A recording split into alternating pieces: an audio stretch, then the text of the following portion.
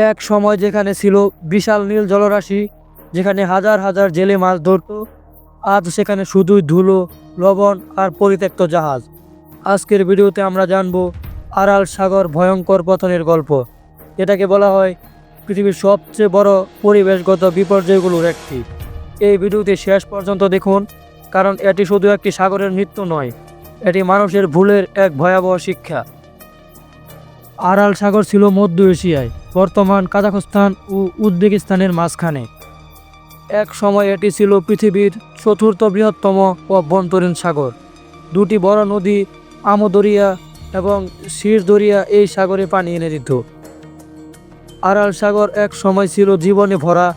এখানে পাওয়া যেত 30টির বেশি জাতের মাছ, বড় মাছ ধরার শিল্প, হাজার মানুষের জীবিকা। বন্দর শহরগুলো ছিল ব্যস্ত ও সমৃদ্ধ। 1960-এর দশকে সোভিয়েত ইউনিয়ন নেয় এক ভয়ঙ্কর সিদ্ধান্ত। তারা নদীর পানি ফুরিয়ে দেয় বিশাল কটন চাষ প্রকল্পে। ফলাফল, আরাল সাগরে আসা পানির প্রবাহ ধীরে ধীরে বন্ধ হয়ে যায়, সাগর শুকাতে শুরু করে।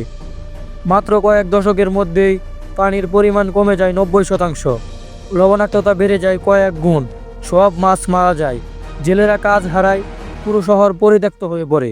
আজ আরাল সাগরের জায়গায় দেখা যায় মরুভূমির মাঝে দাঁড়িয়ে থাকা জাহাজ। যেখানে এক সময় ঢেউ ছিল, আজ সেখানে শুধুই ধুলোঝড়। এই নতুন মরুভূমির নাম দেওয়া হয়েছে আরালকুম ডেজার্ট।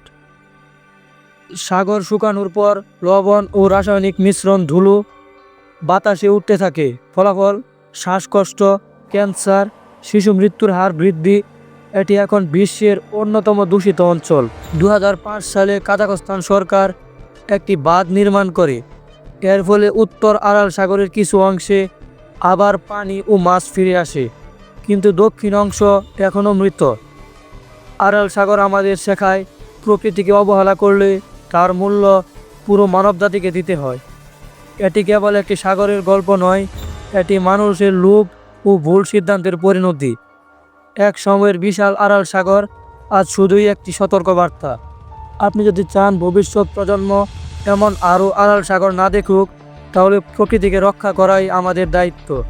ভিডিওটি ভালো লাগলে লাইক দিন, শেয়ার করুন এবং চ্যানেলটিকে সাবস্ক্রাইব করতে ভুলবেন না। দেখা হচ্ছে নতুন কোনো ভিডিওতে। ততক্ষণ সবাই ভালো থাকবেন, সুস্থ থাকবেন। আল্লাহ হাফেজ।